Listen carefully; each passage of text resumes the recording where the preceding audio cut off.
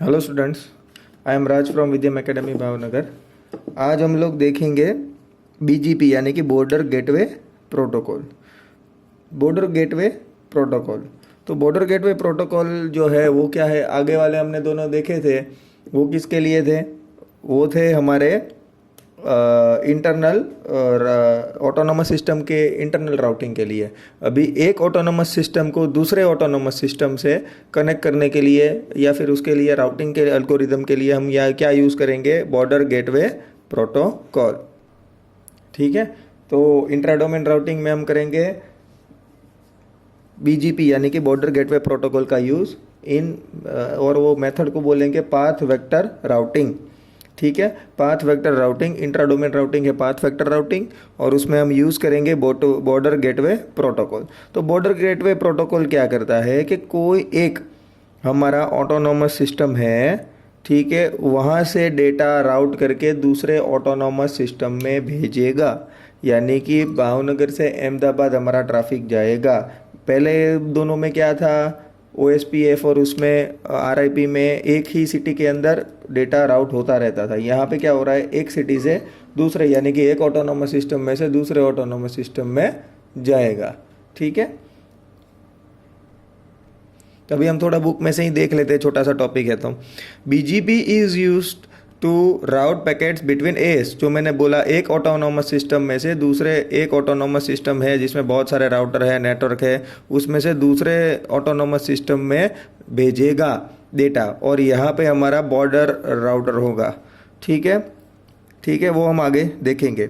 ठीक है, ठीक है, it is based on routing method called path vector routing. जो मैंने बोल दिया, इंटर डोमेन राउटिंग के लिए हम पाथ वेक्टर राउटिंग बोलेंगे, उसमें हम प्रोटोकॉल यूज़ करेंगे BGP। ठीक है, in such routing each entry in the routing table contains the destination, next router and the path to reach the destination.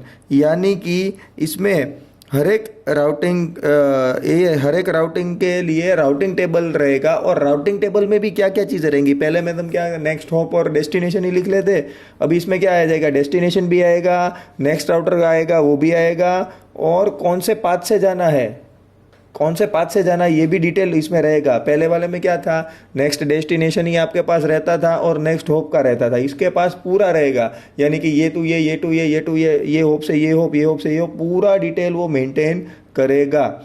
ठीक है, इसमें क्या, पहले वाले में सिर्फ नेक्स्ट होप का ही हम मेंटेन करते थे डिटेल, इसमें क्या जाएगा, पूरे जो जो राउटर के थ्रू या जो जो होप के थ्रू जा रहा है वो पूरे का पूरा डेटा ये अपने पास रखेगा डेस्टिनेशन तक का। ठीक है, ठीक है, तो इसमें क्या लिखा है आगे, the path is an ordered list of autonomous system that a packet should travel through to reach a destination. क्या लिखा है, path is an ordered list of autonomous system. ठीक है,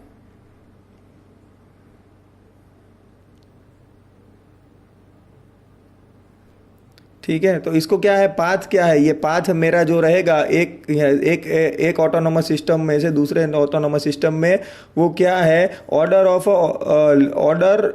लिस्ट ऑफ ऑटोनोमस सिस्टम। यानी कि autonomous system में उसके कुछ ऑर्डर्स रहेंगे, उसको फुलफिल करके ही वो वहाँ पे डेस्टिनेशन पे पहुँच पाएगा। आगे हम देखते हैं, all directly connected autonomous boundary router exchange path vector message regarding the reachability of the network। यानी कि डायरेक्टली ऑटोनोमस बाउंड्री राउटर एक R1 है, R2 है, R3 है और R4 है। ये R1 से R2, R2 से R3, R3 से R4 वो डायरेक्टली क्या करेगा, एक्सचेंज पाथ वेक्टर, यानी कि इसका जो ऑटोनोमस सिस्टम के पाथ वेक्टर्स है वो इसके साथ एक्सचेंज करेगा। यानी कि R1 क्या करेगा, AS का पूरा डेटा नेटवर्क का R2 को देगा, R2 क्या करेगा, R2 का पूरा डेटा R1 को शेयर करेगा और R3 से शेयर करेगा। तो ये पूरा सिस्टम में हमारा उसके पास जो बॉर्डर गेटवे राउटर्स है उसके पास पूरा डिटेल बन जाएगा। ठीक है, ईच ABR यानी कि ऑटोनोमस बाउंड्री राउटर, ये R1 R2 R3 R4 क्या है, ऑटोनोमस बाउंड्री राउटर है। Each autonomous boundary router that receives a path vector message verify that the advertise path is in agreement with its policy, यानी कि इसका हर एक का एक स्टैंडर्ड रूल्स एंड गाइडलाइंस होता है या पॉलिसीज होती है, उस हिसाब से ही ये path vector message standardise format में भेजना चाहिए। अगर R1 से जा रहा है, सब में ब्रॉडकास्ट हो रहा है, तो ये हर एक बंदा देखेगा कि मेरा जो एज पर गाइडलाइंस है उस हिसाब से है। यानी कि आप अगर 10th का एग्ज़ाम देने जा रहे हो तो एलिजिबिलिटी देखी जाती है, आप कौन सी स्कूल से हो, क्या है क्या नहीं आपके पास, या फिर आप यूनिवर्सिटी का एग्ज़ाम देने जाते हो या फिर कहाँ पे कोई पे एंट्रेंस एग्ज़ाम देने जाते हो, तो वहाँ पे आपका एलिजिबिलिटी देखा जाता है। तो ये वही पॉलिसी है। तो ये इसमें भी ऐसी राउटर की प्री डिफाइंड ऑटोनोमस सिस्टम की पॉलिसी रहेगी, वो राउटर को अथॉरिटी चेक करेगा। और अगर इफ़ इट इज़ यानी कि अगर ये रहेगा, यानी कि ये फुलफिल हो जाएगी जो भी पॉलिसीज है, then the router updates it routing table, यानी कि R1 कुछ डेटा भेज रहा है R2 को अपडेशन के लिए या कोई भी, तो क्या करेगा, वो देखेगा कि भाई ये जेन्युइन है, जो एज पर गाइडलाइन दिया गया है वो फॉर्मेट में दिया गया है, अगर सही है तो R2 उसको ये R1 से आने वाली इंफॉर्मेशन है उसको अपडेट खुद के राउटिंग टेबल में अपडेट करेगा। ठीक है। It then adds its own path its own autonomous system to path, replace the next router entry with its own identification and sends the message to the next neighbor, यानी कि R1 मेरा यहाँ पे data भेज रहा है, वो यहाँ पे कहीं पे मुझे डालना है, तो ये वाला राउटर है N1 का डेटा है, तो N1 है, R1 है, AS1 थ्रू AS1 गया और थ्रू राउटर R1 एक फॉर्मेट है इसमें दिया गया है। ये फॉर्मेट हम समझेंगे नहीं, सिर्फ लिख लेंगे क्योंकि इसमें कुछ ज़्यादा समझने की ज़रूरत नहीं है। ये क्या है, N1 है, वो R1 के थ्रू जा रहा है, तो N1 R1 के थ्रू जा रहा है, और R1 यहाँ से उल्टा जाने के लिए क्या करना है, N1 पहुँचने के लिए R1 जाना पड़ेगा, R1 से AS1 जाना पड़ेगा। ठीक है, तो यानी AS1 आ गया, R1 आ गया और N1 आ गया। यहाँ से हम R2 में जाएंगे तो क्या करेगा, ये क्या बोला, वो चेंज कर देगा, N2 का लेबल लगा देगा, यानी कि मुझे N1 पहुंचना है तो मुझे R2 पे जाना रहेगा।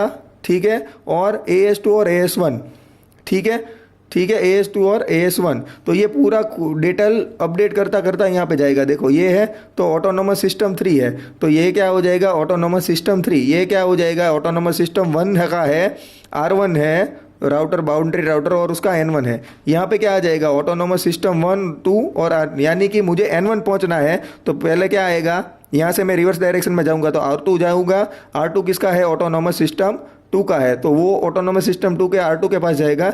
यहाँ से फिर वो डिकोड, यानी कि इस पर कोडिंग होता हुआ जा रहा है। ठीक है, सिर्फ ये R1 निकल जाएगा, उसकी जगह पे क्या आ जाएगा, R1 की जगह पे R2 और उसका ऑटोनोमस सिस्टम का नाम आ जाएगा। ठीक है, R1 की जगह, यानी कि R1 की जगह पे यहाँ पे देखो N1 हो गया, R1 की जगह पे क्या हो गया, R2 और उसका ऑटोनोमस का नाम, और ये तो ऐसा ही रहा। फिर यहाँ पे ये सिर्फ इतना ही रहेगा, सिर्फ R2 की जगह पे R3 रिप्लेस होगा, यानी कि N1 R3 AS3 AS2 AS1 R3 देखो N1 AS3, यानी कि R1 की जगह पे उसके नेक्स्ट राउटर का नाम आएगा with its autonomous system name, R2 AS2, फिर AS2 तो ऐसा ही रहेगा, सिर्फ R2 की जगह पे R3 AS3 आ जाएगा। ठीक है, इस हिसाब से वो जाएगा। BGP supports classless addressing and CIDR, वो तो हम पढ़ चुके हैं ऑलरेडी। ठीक है, BGP uses the service of TCP on port 179, यानी कि उसका राउटर का पोर्ट 179 है, उस पर TCP transmission control protocol use कर सिस्टम हमारा TCP सर्विस यूज़ कर रहा है। और BGP के 4 मैसेजेस है, इससे पहले वाले में हमने पढ़े थे 2 से 4 मैसेजेस अलग अलग। वैसे ये कम्युनिकेट करने के लिए, बॉर्डर गेटवे प्रोटोकॉल कम्युनिकेशन करने के लिए 4 अलग अलग ये कम्युनिकेट करने के लिए R1 R2 R3 R4 internally या ऑटोनोमस सिस्टम 1 2 3 4 किससे कम्युनिकेट करेगा, through R1 R2 R3 R4, और उसको इंटरनल कम्युनिकेशन मैसेज करेगा।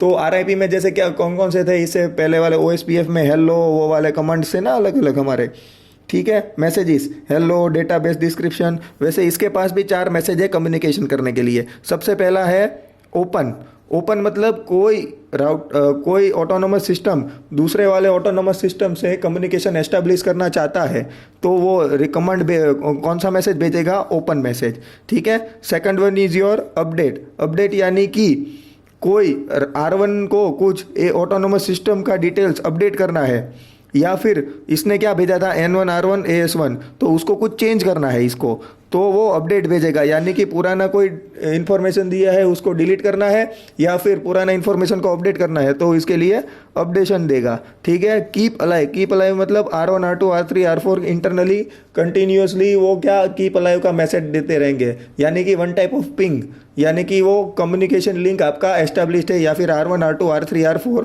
वो राउटर्स क्या है आपके इंटरनली लाइव है और इसके लिंक कनेक्टेड है, कहीं पे कोई लिंक ब्रेक या कोई डिवाइस फॉल्टी नहीं हुआ है। ठीक है। तो उसके हिसाब से इसको पता रहेगा कि ये ऑटोनोमस सिस्टम में सभी ठीक ठाक है, यहाँ पे सभी ठीक ठाक है। कीप अलाइव मतलब उसका वो प्रेजेंस बताता रहेगा टाइमली इंटरवल पे।